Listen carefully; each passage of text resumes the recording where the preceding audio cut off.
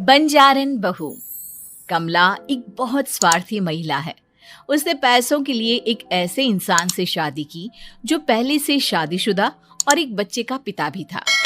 कमला के पति को मरे हुए एक अरसा बीत गया है। अब वो अपने सौतेले बेटे वैभव के साथ रहती है। वैभव के दिल में अपनी माँ को लेकर इतना डर है कि वो अपनी माँ के सामने एक शब्द नहीं बोल पाता। उसकी माँ जो कहती है उसको सर झुकाकर वही मानना पड़ता है। वैभव, तुमने अभी तक घर का काम क्यों नहीं किया? तुमसे कितनी बार कहा है कि सूरज निकलने से पहले तुम घर की साफ सफाई पूरी कर दिया करो। वैभव कुछ नहीं बोलता, चुपचाप सर झुकाए अपनी माँ की बात सुनता रहता है। तभी पास में खड़ा नौकर सुखराम कहता है, मालकिन, वैभव बाबा को रात से तेज बुखार है, इसलिए वो सुबह जल्दी उठ नहीं पाए। उनके बदले मैं घर की साफ सफाई कर देता हूँ। इसे कोई बुखार नहीं है। मैं इसे अच्छी तरह से जानती हूँ। ये सब काम न करने के बहाने हैं। सुखराम काका, बोल दो इसे, सारे घर का काम यही करेगा। और इससे समय पर अपना काम पूरा नहीं किया तो इससे आज का खाना भी नहीं मिलेगा। मगर मालकिन, वैभव बाबा की सच में ही तबीयत खराब है, आप एक बार देख तो लीजिए। कमला बिना कुछ बोले वहां से चली गई और बेचारा वैभव तेज बुखार में भी काम करता रहा। कमला वैभव की शादी एक ऐसी लड़की से कराना चाहती थी जो अनपढ़ हो और कमला से इसी तरह डरे जिस तरह वैभव डरता है, ताकि वैभव की सारी जायदाद और धन दौलत उसकी मुट्ठी में रहे। लेकिन आज के जमाने में ऐसी लड़की मिलना मुश्किल है। कमला कार में यही सब कुछ सोचती जा रही थी कि तभी रास्ते में, अरे ड्राइवर, तुमने कार क्यों रोक दी? और ये इतना शोर कैसा? मैडम, आगे कुछ बंजारों का खेल चल रहा है, इसलिए भीड़ लगी है। मैं अभी भीड़ को साइड में करवाकर कार निकालता हूँ। ड्राइवर भीड़ को साइड करके कार निकालने की कोशिश करने लगा कि तभी कमला की नजर रस्सी पर चल रही एक फुलवा नाम की बंजारन पर पड़ी। क्यों ना मैं इस बंजारन की शादी वैभव से करा दूं? ये तो अनपढ़ लग रही है, मेरे पैरों तले दबकर भी रहेगी। मुझे अभी इसके माँ बाप से बात करनी होगी। ये सोचकर कमला ने उन बंजारों से बात की और उन्हें शाम को अपने घर बुलाया। फुलवा के माता पिता वहां उसे लेकर आ गए। उन्होंने इतना आलीशान घर पहले कभी नहीं देखा था। अच्छा हुआ आप लोग आ गए। देखिए, मुझे घुमा फिरा कर बात करने की आदत नहीं है, इसलिए सीधे सीधे मुद्दे पर आती हूँ। मुझे आपकी बेटी बहुत पसंद है। मैं अपने इकलौते बेटे की शादी आपकी बेटी फुलवा से कराना चाहती हूँ। इसके बदले में आप जो चाहो वो ले सकती हैं। तभी फुलवा की माँ कहती है, ये क्या कह रही है मैम साहब? कहीं आप हमारी गरीबी का मजाक तो नहीं उड़ा रही ना? आप मेरे बेटे से मिल लो। अगर आपको मेरा बेटा पसंद आता है तो मैं कल से ही शादी की तैयारी शुरू कर दूंगी। सुखराम, वैभव को लेकर आओ। फुलवा अपनी माँ के कान में फुसफुसाती है, माँ, कहीं इस मेम साहब का छोरा पागल तो ना है? फुलवा अपनी माँ से बात कर रही होती है कि वैभव वहां आता है। फुलवा उसे देखती ही रह जाती है और उसके माता पिता उसकी शादी तय कर देते हैं। शादी वाले दिन किसी को फुलवा और वैभव की बेमेल विवाह की बात समझ में नहीं आती। फिर भी एक औरत कमला से पूछ ही लेती है, कमला जी, आपने अपने इकलौते बेटे की शादी देहाती गवार से क्यों करा दी? ये बंजारन आपके घर की बहू बनने लायक तो नहीं है। कम से कम अपने स्टेटस का ही ख्याल कर लिया होता। बहू तो अपने टक्कर की लाती, आपने तो बंजारन को ही बहू बना लिया। अब कमला को समझ में नहीं आ रहा था कि इस बात का क्या जवाब दे।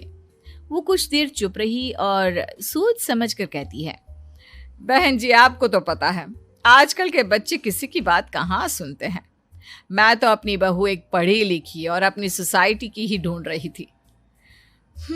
लेकिन मेरे बेटे ने मेरे सामने इस बंजारन को लाकर खड़ा कर दिया। बोला कि मैं शादी करूंगा तो इसी से। अब भला मैं क्या करती, मुझे अपने बेटे के सामने झुकना ही पड़ा। कमला की ये बातें सुखराम भी सुन रहा था। उसने ये सारी बातें वैभव को जाकर बता दी। काका, मैं तो फुलवा को जानता भी नहीं, फिर माँ मेरे बारे में झूठ क्यों कह रही है? अरे बेटा, तुम कितने भोले हो, तुम्हें कुछ भी नहीं पता। तुम्हारे पिता अपनी सारी संपत्ति तुम्हारे नाम करके गए हैं। तुम्हारी माँ नहीं चाहती कि यह संपत्ति तुम्हें मिले, इसलिए उन्होंने तुम्हारी अनपढ़ लड़की से शादी करवाई ताकि तुम्हारी तरह वो भी अपने हक के लिए आवाज ना उठा सके। सुखराम काका, मैं क्या करूं, आप ही बताओ। माँ के सामने आते ही मेरे हाथ पैर कांपने लगते हैं। मैं माँ को कुछ भी नहीं कह पाता। वे दोनों बात कर ही रहे थे कि अचानक कमला वहां आ गई। कमला को देखकर दोनों घबरा गए। तुम दोनों फिर कभी बातें कर लेना, अभी फेरों का समय हो गया है, चलो जल्दी आओ। इस तरह फुलवा और वैभव की शादी हो गई। अगले दिन कमला ने फुलवा को बुलाया और उसे नसीहत देने लगी। देख बंजारन, तुझे मैंने अपनी बहू बना तो लिया है, लेकिन तुझे इस घर में आंख कान मुंह बंद करके रहना होगा। घर का काम कर और अपने पति से मतलब रख, समझी? कमला का ऐसा रवैया फुलवा को बिल्कुल समझ में नहीं आया। उसने वैभव से इस बारे में बात की। सुनिए ना, माँ जी ने जिस तरह मुझसे बात की मुझे अच्छा नहीं लगा। शादी से पहले तो वो मुझसे बहुत अच्छे से बात कर रही थी, लेकिन शादी के बाद उन्हें क्या हो गया? तुम ज्यादा मत सोचो, जैसा माँ कहती है वैसा ही करो। ये कहकर वैभव वहां से चला गया। अगले दिन वैभव को घर के नौकरों की तरह काम करता देख फुलवा को बहुत हैरानी हुई। फुलवा ने इस बारे में सुखराम काका से बात की तो सुखराम काका ने फुलवा को सारी बात बता दी। अब फुलवा को समझ में आ गया कि उसकी सास ने एक बंजारन को बहू क्यों बनाया। एक दिन वैभव घर का काम कर रहा था, तभी उससे कांच की प्लेट टूट गई। किसने गिराई ये कांच की प्लेट? वैभव को वहां खड़ा देख कमला ने छड़ी से उसे मारना शुरू कर दिया। उसके पैर में कांच चुभ गया और खून बहने लगा, लेकिन फिर भी कमला उसे मारे जा रही थी। ये देखकर फुलवा ने कमला के हाथ से छड़ी छीन ली और तोड़कर फेंक दी। बंजारन, तेरी इतनी हिम्मत, तूने मेरे हाथ से छड़ी छीनी? कमला फुलवा को थप्पड़ मारने ही वाली थी कि फुलवा उसका हाथ पकड़ लेती है। ओ सस माँ, मैंने मॉम की गुड़िया ना समझ लियो। बंजारन हो बंजारन, ईंट का जवाब पत्थर से देना जानती हूँ। आज के बाद मेरे या वैभव जी के ऊपर हाथ उठाने की सोचियो भी ना, समझी ससु माँ? ये कहकर फुलवा वैभव को लेकर वहां से चली गई। उसने वैभव के पैर पर पट्टी बांधी, उसके आंसू पोंछे। वैभव ने पहली बार किसी के दिल में अपने लिए इतना प्यार महसूस किया। अब फुलवा वैभव का हर काम में हाथ बटाती, उसका बहुत ख्याल रखती। इस तरह दोनों बहुत ज्यादा नजदीक आ गए।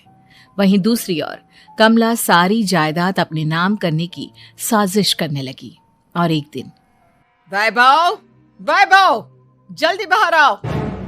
कमला की आवाज सुनकर वैभव और फुलवा अपने कमरे से बाहर आ गए। जी माँ, आपने बुलाया? ये ले, इन कागजों पर साइन कर दे। वैभव कागजों पर साइन करने ही वाला था कि फुलवा वैभव के हाथ से पेन छीनकर कहती है, ना वैभव जी, आप इस पर हस्ताक्षर नहीं करेंगे। आओ बंजारन, मैं तुझसे बात नहीं कर रही।